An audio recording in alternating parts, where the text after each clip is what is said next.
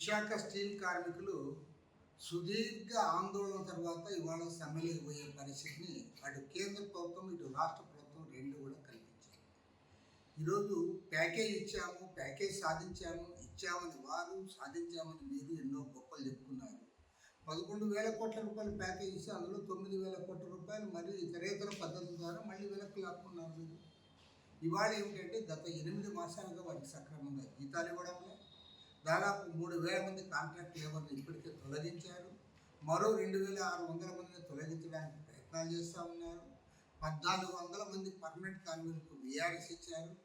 అంటే ఏది ఏమైనా సరే విశాఖ ఉక్కు ఫ్యాక్టరీని ప్రైవేట్ పరం చేయాలి, దీన్ని నిర్మూలించాలనే కంకణం కొట్టుకుని కేంద్ర ప్రభుత్వం పనిచేస్తూ ఉంటే దానిపైన రాష్ట్రంలో అధికారంలో ఉన్న ముఖ్యమంత్రి చంద్రబాబు నాయుడు గారు ఆయన పట్టించుకోవడం లేదని మాత్రం స్పష్టంగా చెప్పవచ్చు. ఇవాళ అటు పర్మనెంట్ కార్మికులు, ఇటు ప్రైవేట్ కాంట్రాక్ట్ కార్మికులు వారందరూ కూడా సమ్మెలకు పోయే పరిస్థితి మీరే కల్పించారు. కాబట్టి ఏమంటే గ్యారంటీగా చెప్తా ఉన్నా, ఇవాళ కేంద్రంలో రాష్ట్రంలో అధికారంలో ఎన్డీఏ ప్రభుత్వం వల్ల డబుల్ ఇంజన్ సర్కార్ అని మీరు ఏదైతే మీరు ప్రచారం చేసుకున్నారో అది పేపర్ మీద ప్రచారానికి పనికొస్తా ఉంది తప్ప ఏమాత్రం కూడా రాష్ట్ర ప్రయోజనాలు కాపాడడం లేదు. ముఖ్యమంత్రి గారు ఎంతసేపు ఉన్నా సరే అమరావతి, పోలవరం దాని గురించే మాట్లాడుతూ ఉన్నాడు తప్ప విశాఖ ఉక్కు ఫ్యాక్టరీ గురించి 10 మాసాల కాలంలో ఒక్కసారైనా మాట్లాడాడని నేను అడుగుతాను. పైగా ప్రైవేట్ ఫర్మ్ చేస్తాము, వాళ్ళకి ఉచితంగా భూములు ఇస్తాం, నీళ్లు ఇస్తాం, కరెంట్ ఇస్తామని చెప్పి కొడతా ఉన్నాం. ఈజ్ ఆఫ్ డూయింగ్ బిజినెస్ అని చెప్తా ఉన్నాం.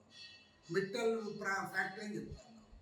కానీ ఇవాళ పోరాడి సాధించుకున్న ప్రాణత్యాగాల బలిదానంతో సాధించుకున్న ఫ్యాక్టరీని ఇవాళ దాన్ని మూసేస్తూ ఉంటే దానిపైన మాట్లాడకపోవడం శోచనీయము. ఇవాళ వర్కర్స్ సమ్మెను దృష్టిలో ఉంచుకుని తక్షణమే ప్రభుత్వం స్పందించాలి. వారి సమ్మెను నివారించి దాన్ని ప్రైవేట్ పరం కాకుండా దాన్ని కాపాడడానికి ముందుకు చర్యలు చేపట్టాలని డిమాండ్ చేస్తూ ఉన్నాం. అదేవిధంగా కార్మికులకు మద్దతుగా వామపక్ష పార్టీల ఆధ్వర్యంలో రేపు విజయవాడ నగరంలో మేము వారి సంఘీభావ ధర్నా కార్యక్రమాన్ని కూడా నిర్వహిస్తూ ఉన్నాం. ప్రభుత్వమే ముద్దాయిగా నిలబడుతుంది. విశాఖ స్టీల్ ఫ్యాక్టరీని కాపాడుకోకపోతే మొత్తం చంద్రబాబు నాయుడు ఏం చేసినా, ఏం అభివృద్ధి మాటలు చెప్పినా ప్రజలు నమ్మరు కాబట్టి ప్రభుత్వం స్పందించాలని చెప్పి సిపిఐ తరఫున డిమాండ్ చేస్తారు.